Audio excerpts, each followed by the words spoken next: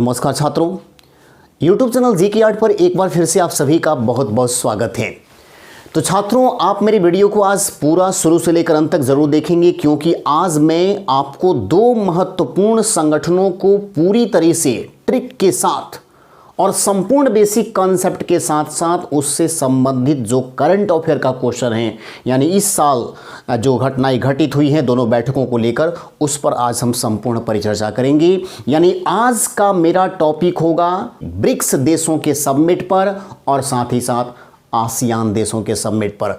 तो इन दोनों समिट पर मैं चर्चा करूंगा। 2020 में ये दोनों समिट कहां पर हुए, किस प्रकार से हुए, और साथ ही साथ बेसिक नॉलेज भी आपको पूरा मिलेगा। तो आप वीडियो को शुरू से लेकर अंत तक ज़रूर देखेंगे। और यदि आप मेरे YouTube चैनल पर बिल्कुल नए होंगे तो सबसे पहले आप चैनल को मेरे सब्सक्राइब कर लेंगे। अधिक से अधिक अपने दोस्तों के पास वीडियो को शेयर करने का प्रयास करें यदि वीडियो अच्छा लगे तो आइए हम बिना देरी किए आज पढ़ते हैं दो महत्वपूर्ण संगठनों के बारे में, एक ब्रिक्स और दूसरा आसियान। तो सबसे पहले आइए हम बात करें ब्रिक्स देशों के बारे में, BRICS। देखिए ब्रिक्स क्या हैं? ये ब्रिक्स दुनिया के 5 बड़ी अर्थव्यवस्था वाले देशों के द्वारा बनाया गया एक संगठन है। और इस संगठन के अगर हम देशों को देखें तो इसके नाम में ही उन देशों का नाम छुपा हुआ है। आइए देखते हैं कौन कौन सा नाम है। B से हुआ ब्राज़ील, यानी ब्रिक्स संगठन में ब्राज़ील है। R से रसिया, इसमें रसिया भी हैं। I से इंडिया, C से चाइना और S से हुआ साउथ अफ्रीका। तो ये 5 देशों ने मिलकर जो संगठन बनाया है उस संगठन को हम क्या कहते हैं? ब्रिक्स। दुनिया के बड़े बड़े अर्थव्यवस्था वाले देश हैं ये।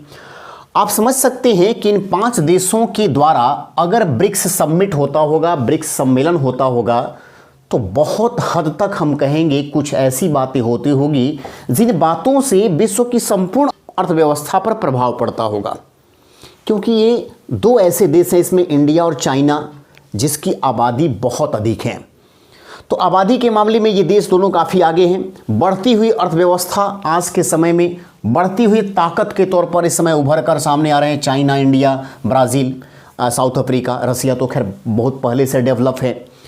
तो ये सारे देश ब्रिक्स संगठन बनाए हुए हैं और इस ब्रिक्स संगठन की हर साल बैठक होती है। 2020 में भी बैठक हुआ है। तो अब हमें ये जानना है कि ये ब्रिक्स देशों का जो समिट होता है वो समिट किस प्रकार से स्टार्टिंग हुआ। आइए इसको देखते हैं। सबसे पहले इस संगठन को हम कहेंगे कि ये संगठन स्थापित हुआ ये 2006 ईस्वी में, 2006 में, यानी जो इसके स्थापना का समय है वो 2006 है। लेकिन अगर हम इसके बैठकों की बात करें तो ब्रिक्स देशों का जो पहला समिट हुआ था, यानी फर्स्ट, यहाँ पर हम लिख दे रहे हैं फर्स्ट समिट, और उसी से हम आगे अब निकालते जाएंगे कौन कौन सा समिट हुआ है। फर्स्ट समिट ये हुआ था आपको 2009 में, याद रखेंगे। ये समिट कब हुआ जी? 2009 में।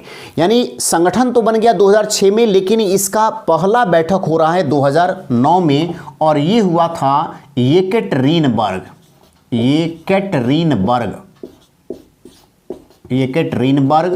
जो आपको पड़ता है कहाँ पर? रूस में। ये रूस में है। तो इसका पहला समिट 2009 में येकेटरीनबर्ग रूस में हुआ। सेकंड जो समिट हुआ, ये समिट हुआ था 2010 में, और ये हुआ था ब्रासीलिया में। सेकंड समिट कहाँ हुआ था? ब्रासीलिया में, और ब्रासीलिया ब्राज़ील की राजधानी है। ये ब्राज़ील में इसकी बैठक हुई। जब ये थर्ड बैठक हुआ, यानी तीसरा जब ब्रिक्स देशों का समिट हुआ, तो इसमें थोड़ा सा हम कहेंगे परिवर्तन के बारे में हमको अब जानना पड़ेगा, क्योंकि ये बैठक हुआ है सनाया सिटी में। और ये सनाया सिटी ये किस देश में पड़ता है? तो ये है आपको चीन में। लेकिन आइए देखते हैं कि परिवर्तन क्या हुआ है।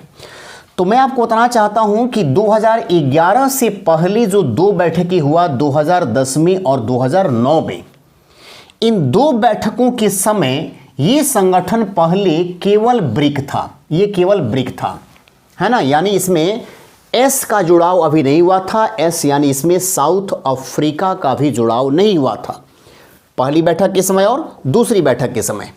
लेकिन जब तीसरा बैठक हुआ 2011 में सनाया सिटी में, तो यह फैसला लिया गया कि अब इस संगठन को और विस्तारित करने की आवश्यकता है और इसलिए हम चारों देश ये तय करें कि इसमें अब साउथ अफ्रीका को भी लाया जाए, इसमें साउथ अफ्रीका को भी शामिल किया जाए। तो ये एक प्रस्ताव पास हुआ कब? तीसरे सम्मेलन 2011 में, जो कहाँ पर हुआ? सनाया सिटी में। इस तरह से हम कहेंगे कि अब साउथ अफ्रीका को भी इसमें शामिल करने पर एक प्रकार से मोहर लग गई कि अब इस संगठन का विस्तार हो गया है और अब इसका नाम जो है क्या हो गया है? यह ब्रिक नहीं बल्कि ब्रिक्स हो गया है। तो 2011 में जाकर यह संगठन अब ब्रिक नहीं रहा बल्कि ब्रिक्स हो गया, क्योंकि इस संगठन में दक्षिण अफ्रीका को भी शामिल कर लिया गया। उससे पहले जो 2 बैठकें हुई थी उसमें केवल यह ब्रिक के तौर पर ही बैठकें हो रही थी, यानी ब्राजील, रसिया, इंडिया और चाइना की बैठकें हो रही थी। लेकिन 2011 में इसमें साउथ अफ्रीका को भी शामिल करने के प्रस्ताव पर मुहर लग गया, यानी साउथ अफ्रीका इसमें शामिल हो गया। तो शामिल जब हो गया तो अब इसका नाम क्या हो गया? ब्रिक्स हो गया। अब देखिए, अब जब चौथा बैठक हुआ, फोर्थ, यानी जब चौथा बैठक हुआ तो चौथे बैठक का देखिए किस समय हुआ है? 2012 में, और ये बैठक हुआ भारत की राजधानी नई दिल्ली में। और जब ये नई दिल्ली में बैठक हुआ तो इसमें पहली बार साउथ अफ्रीका बैठक में हिस्सा लिया। यानी हम यहां पर ये कर सकते हैं कि साउथ अफ्रीका बैठक में शामिल हुआ। ये एक बहुत बड़ा पॉइंट है, ये है ना, बैठक में शामिल हुआ। लेकिन यहां वाले से मैंने क्या बताया था? 2011 वाले से मैंने ये बताया कि यहां पर दक्षिण अफ्रीका को शामिल करने का फैसला ले लिया गया, यानी दक्षिण अफ्रीका को शामिल किया गया कि अब दक्षिण अफ्रीका भी इस संगठन का हिस्सा बन चुका है।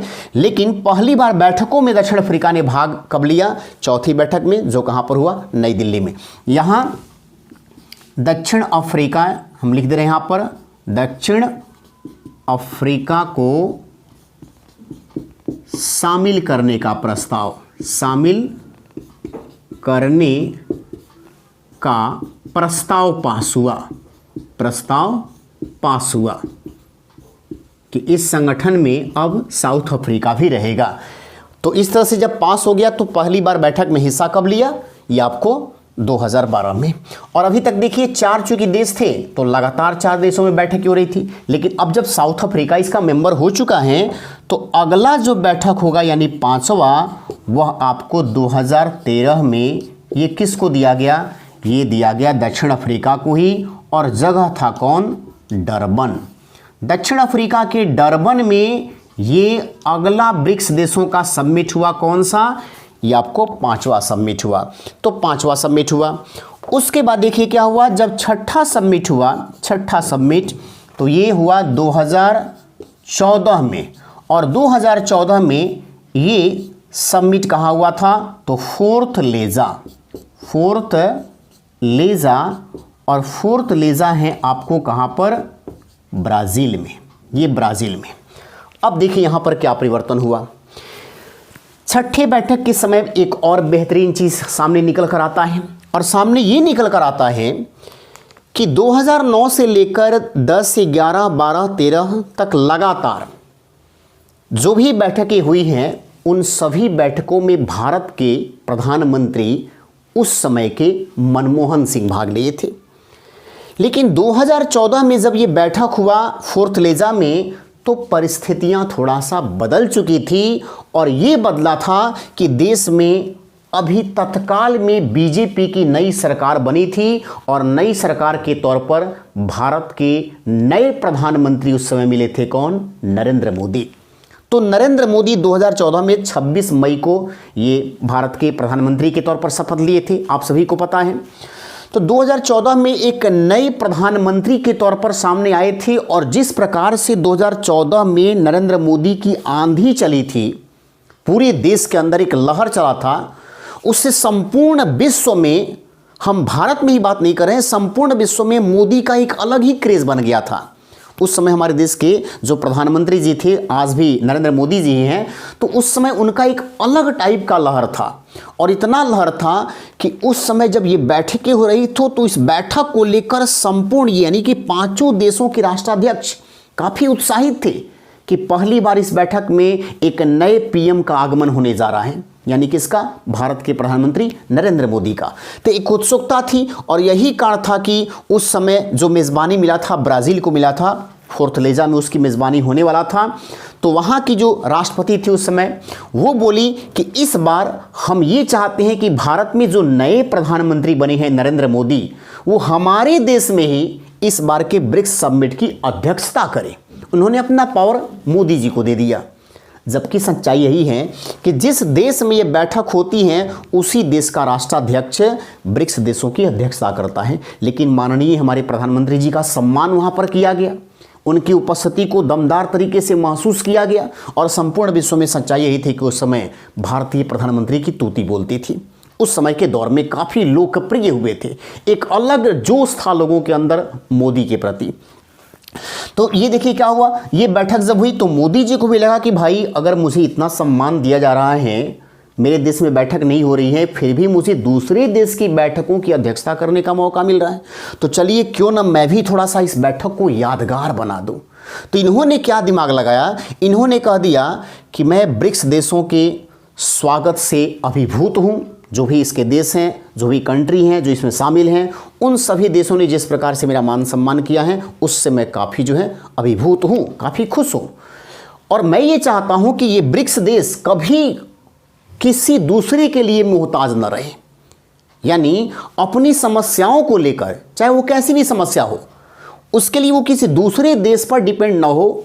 ऐसा ना हो कि हमारी समस्या है तो हम किसी दूसरे देश से उसको सॉल्व करवाएं। हम 5 देश एक ऐसी व्यवस्था कायम करें जिससे हमारी प्रॉब्लम हम लोग खुद ही आपस में मिलकर सॉल्व कर लें।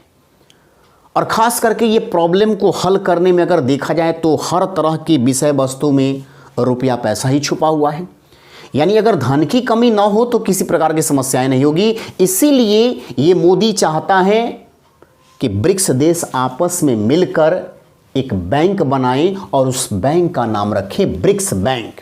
जो बैंक ब्रिक्स देशों के, जो भी इसमें 5 देश हैं, उनकी आर्थिक अर्थव्यवस्थाओं को मजबूत बनाने में सहयोग करेगा। किसी समय इन देशों के ऊपर संकट आता है तो उस संकट से बाहर निकलने में मदद करेगा।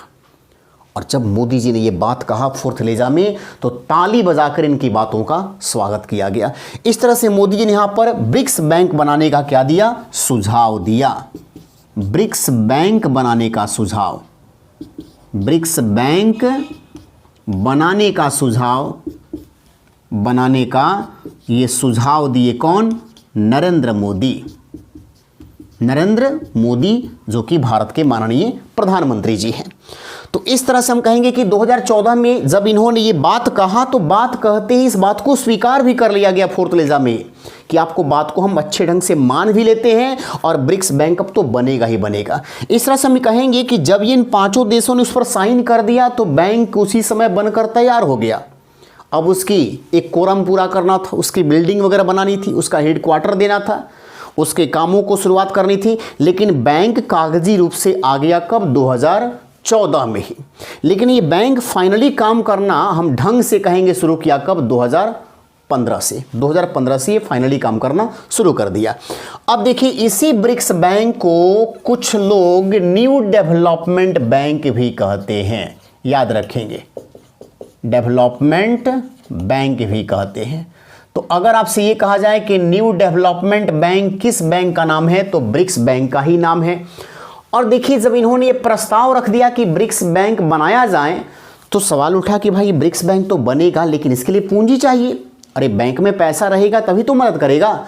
तो मोदी जी ने यह भी सुझाव दिया था कि हम 5 देश इसमें 1-1 अरब रुपया योगदान देंगे, 1-1 अरब रुपया देंगे इस बैंक को बनाने के लिए।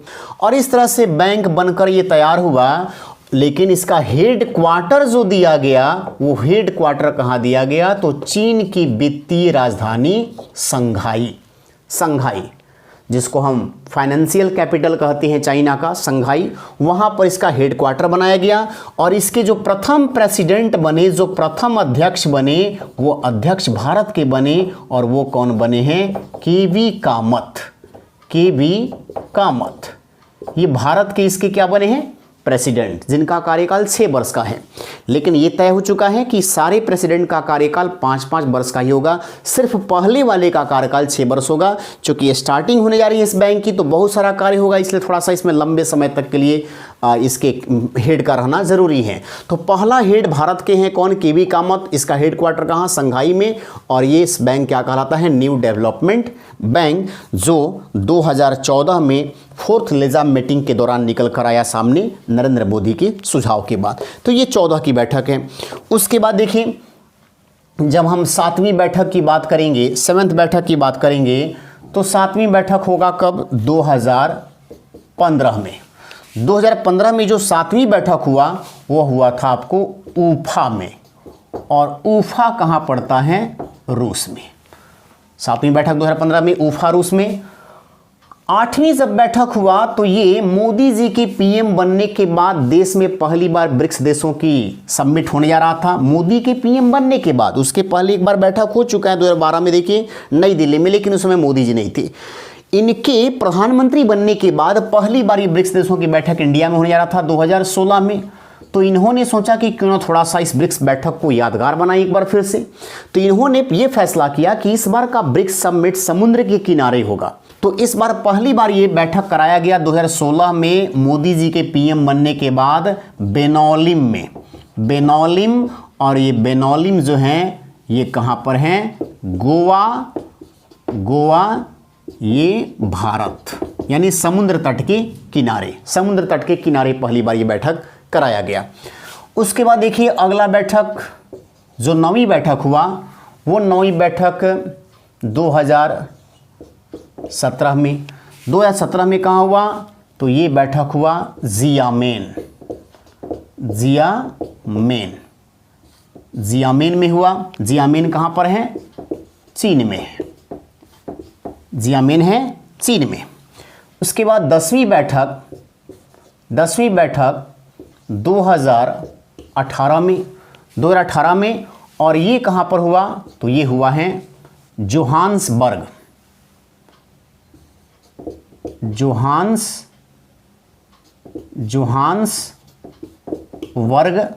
और जोहान्सबर्ग कहाँ पर, दक्षिण अफ्रीका, दक्षिण अफ्रीका। उसके बाद 11वीं बैठक, 11वीं बैठक 2019 में। और 2019 का जो बैठक हुआ वो एक बार फिर से ब्रासीलिया, ब्रासीलिया। और ये ब्रासीलिया कहाँ पर, तो ब्राज़ील की राजधानी, ब्राज़ील की राजधानी।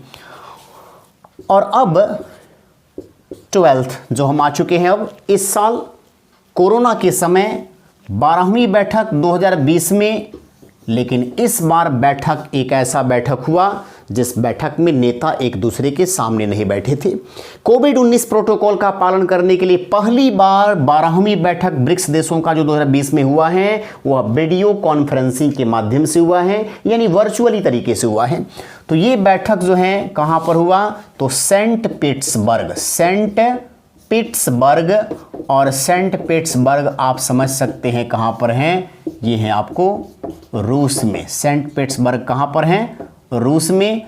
तो ये बैठक आपको हुआ रूस में, सेंट पीटर्सबर्ग। वो वर्चुअली तरीके से हुआ, यहाँ पर लिख देंगे वीडियो कॉन्फ्रेंसिंग से, वीडियो कॉन्फ्रेंसिंग, वीडियो कॉन्फ्रेंसिंग के द्वारा ये बैठक हुआ।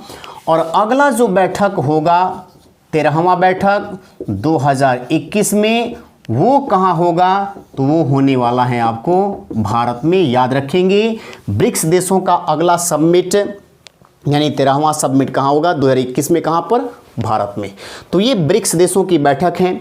अब रही बात की 12वां बैठक जो 2020 में हुआ है सेंट पीटर्सबर्ग में वीडियो कॉन्फ्रेंसिंग के माध्यम से, ये हमारा करंट डाटा है इस साल का। कोविड-19 के चलते नेता एक दूसरे के पास इस बार नहीं बैठे।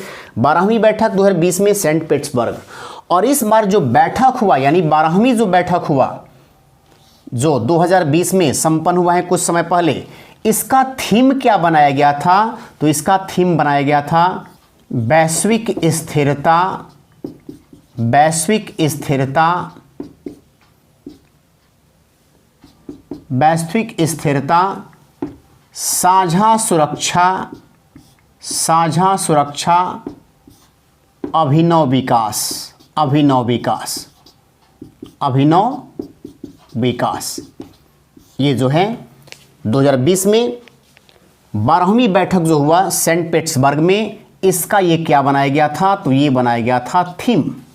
ये थीम बनाया गया था, यानी इस बार का ये उद्देश्य बनाया गया था कि हमें पूरे विश्व में स्थिरता रखनी है, साझा सुरक्षा अपने तहत ये करना है और राष्ट्रों का विकास करना है। तो ये इस बार का थीम रहा था 12वीं बैठक का 2020 का। लेकिन आपको अगला भी याद रखना है कि ब्रिक्स देशों का अगला बैठक का आयोजन कहाँ पर होने जा रहा है? भारत में होगा। कब? 2021 में। तो ये है ब्रिक्स देश। मुझे लगता है कि ब्रिक्स देशों की बात आप अच्छी तरह से समझ चुके हैं। अब आइए आते हैं आसियान देशों के बारे में, और आसियान के बारे में जानने का प्रयास करें कि ये आसियान क्या है। चलिए देखते हैं ASEAN. ASEAN association, association of south east Asian nation, Asian Nations, और इसका अर्थ हो गया दक्षिण पूर्वी एशियाई राष्ट्रों का संगठन।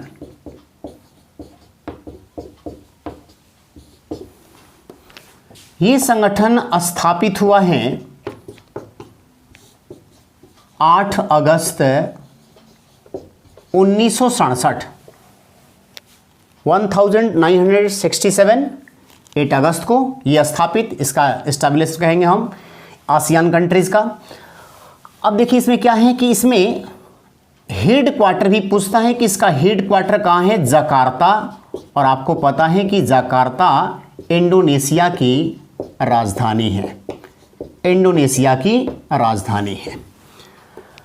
अब इसमें देखें 2020 का अगर हम बैठक देखें, 2020 का बैठक 2020 का 36वां सबमिट, 36वां सबमिट 2020 का 36वां सबमिट वियतनाम के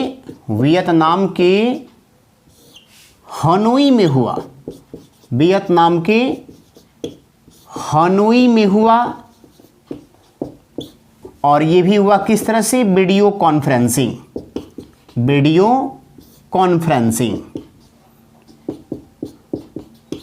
ये भी हुआ वीडियो कॉन्फ्रेंसिंग के माध्यम से। वियतनाम के हनोई में 36वां समिट था एशियन देशों का। अब देखिए इसमें सदस्य देशों की जब बात आती है तो इसमें सदस्य देशों की संख्या है 10।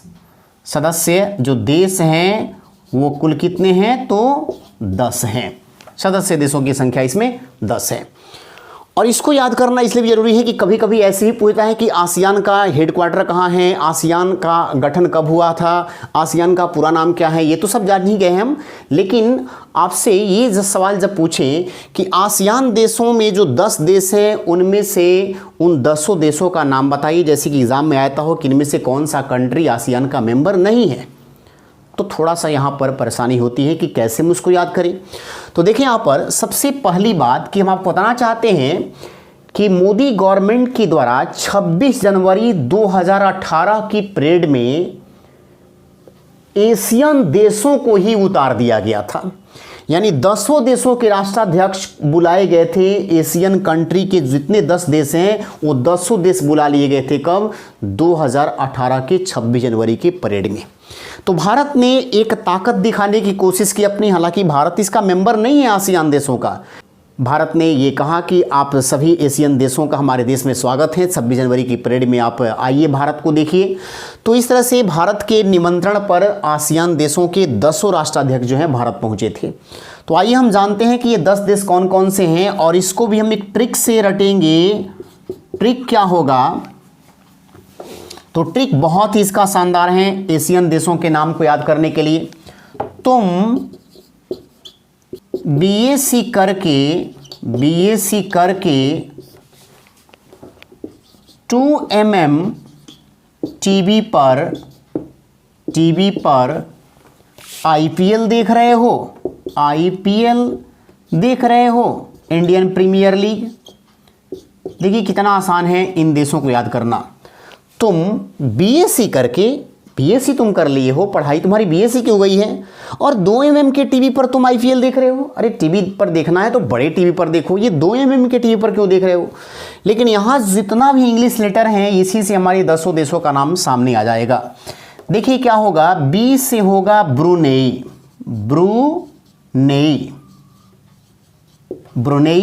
एस से हो जाएगा यहाँ पर सिंगापुर, और सी से हो जाएगा कंबोडिया। फिर देखिए यहाँ पर एम से हो जाएगा मलेशिया, और एम से ये हो जाएगा म्यांमार।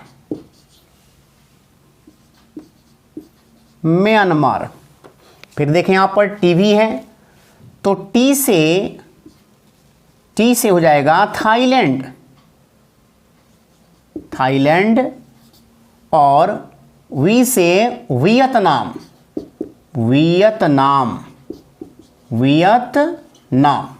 वी से वियतनाम, आई से